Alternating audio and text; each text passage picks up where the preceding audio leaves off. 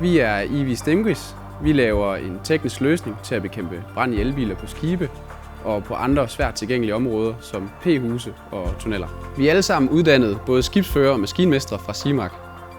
Ideen den opstod efter vores praktikophold, hvor vi opdagede, at der var et behov for en løsning, der kunne håndtere brande i elbiler på svært tilgængelige områder. Ideen er altså udviklet til færger og skibe, men kan også anvendes på land til f.eks. parkeringshuse eller tunneller.